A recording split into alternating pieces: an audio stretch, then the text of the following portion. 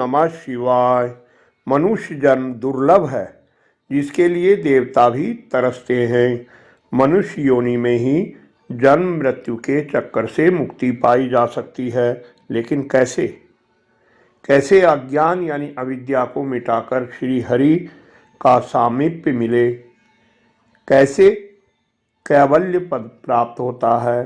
स्वयं श्री कपिल देव भगवान ने इस बारे में जो ज्ञानोपदेश माता देवहूति को दिया है, उसे आपके कल्याणार्थ श्रीमद् भागवत पुराण से इस वीडियो में प्रस्तुत किया जा रहा है।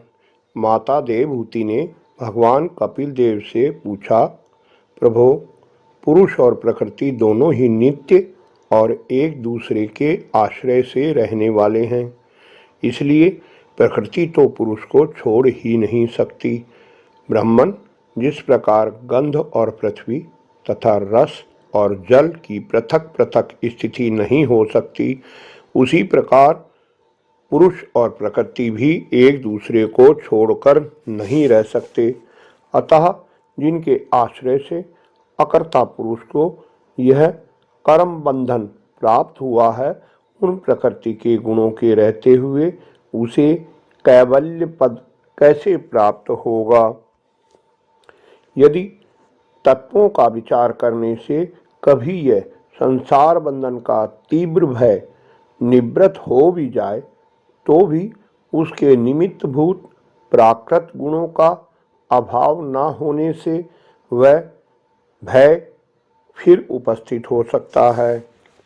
श्री भगवान ने कहा, माताजी, जिस प्रकार अग्नि का उत्पत्ति स्थान अरणि अपने से ही उत्पन्न अग्नि से जलकर भस्म हो जाती है, उसी प्रकार निष्काम भाव से किए हुए स्वधर्म पालन द्वारा अंतःकरण शुद्ध होने से बहुत समय तक भगवत कथा श्रवण द्वारा पुष्ट हुई मेरी तीव्र भक्ति से, तत्व साक्षात्कार कराने वाले ज्ञान से, प्रबल वैराग्य से, व्रत नियम आदि के सहित किए हुए ध्यान अभ्यास से और चित्त की प्रगाढ़ एकाग्रता से पुरुष की प्रकृति यानी अविद्या दिन रात क्षीण होती हुई धीरे धीरे लीन हो जाती है।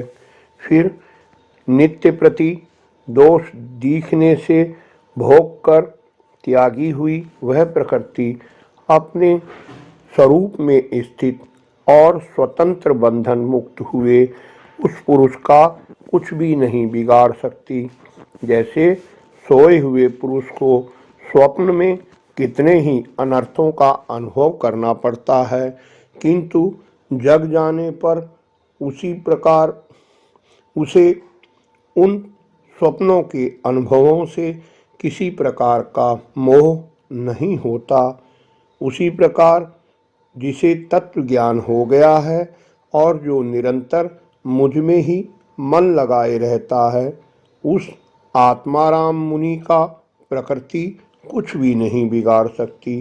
जब मनुष्य अनेकों जन्मों में बहुत समय तक इस प्रकार आत्मचिंतन में ही निमग्न रहता है, तब उसे ब्रह्मलोक पर्यंत सभी प्रकार के भोगों से वैराग्य हो जाता है।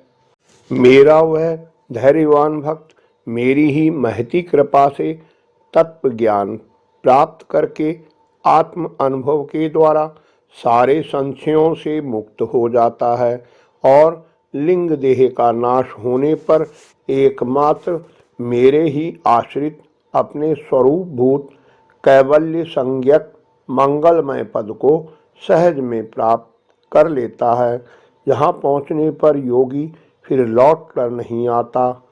माताजी, यदि योगी का चित्त योग साधना से बढ़ी हुई मायामयी अणिमा आदि सिद्धियों में, जिनकी प्राप्ति का योग के सिवा दूसरा कोई साधन नहीं है, नहीं फंसता, तो उसे मेरा वह अविनाशी परम पद प्राप्त होता है, जहाँ मृत्यु की कुछ भी दाल नहीं गलती। बोलो श्री कृष्ण भगवान की जय।